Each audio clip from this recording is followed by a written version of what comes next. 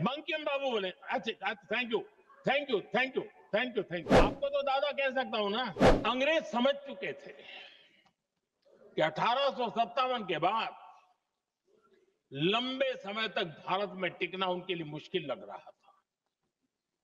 और जिस प्रकार से वो अपने सपने लेकर के आए थे, तब उनको लगा कि जब तक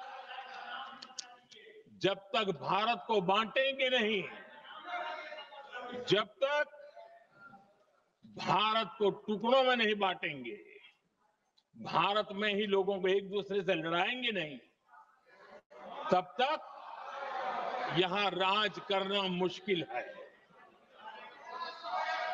और अंग्रेजों ने बांटो और राज करो इस रास्ते को चुना और उन्होंने बंगाल को इसकी प्रयोगशाला बनाया। क्योंकि अंग्रेज भी जानते थे, वो एक वक्त था जब बंगाल का बौद्धिक सामर्थ्य देश को दिशा देता था, देश को ताकत देता था, देश को प्रेरणा देता था। और इसलिए अंग्रेज भी चाहते थे कि बंगाल का ये जो सामर्थ्य है वो पूरे देश की शक्ति का एक प्रकार से केंद्र बिंदु है। और इसलिए अंग्रेजों ने सबसे पहले बंगाल के टुकड़े करने की दिशा में काम किया। और अंग्रेजों का मानना था कि एक बार बंगाल टूट गया तो ये देश भी टूट जाएगा और वो यावत चंद्र दिवाकर राज करते रहेंगे, ये इनकी सोच थी। 1905 में अंग्रेजों ने बंगाल का विभाजन किया, लेकिन जब अंग्रेजों ने 1905 में ये पाप किया तो वंदे मातरम चट्टान की तरह खड़ा रहा। बंगाल की एकता के लिए वंदे मातरम गली गली का नाद बन गया था और वही नारा प्रेरणा देता था।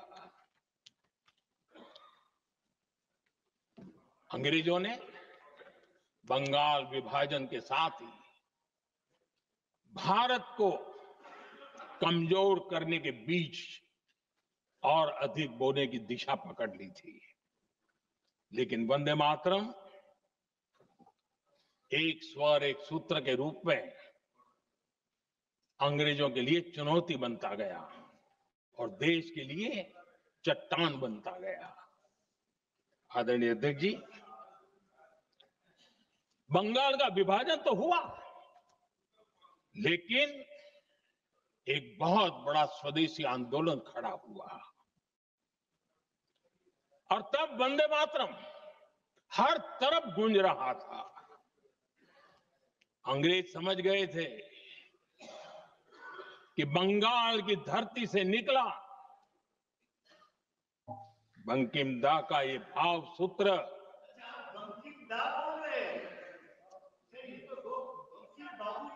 बंकिम बाबू बोले, अच्छा thank you thank you thank you thank you thank you. आपकी भावनाओं के लिए मैं आदर करता हूं। बंकिम बाबू ने थैंक यू दादा, थैंक यू। हाँ, आपको तो दादा कह सकता हूं ना, वरना उसमें भी आपको इतराज हो जाएगा। बंकिम बाबू ने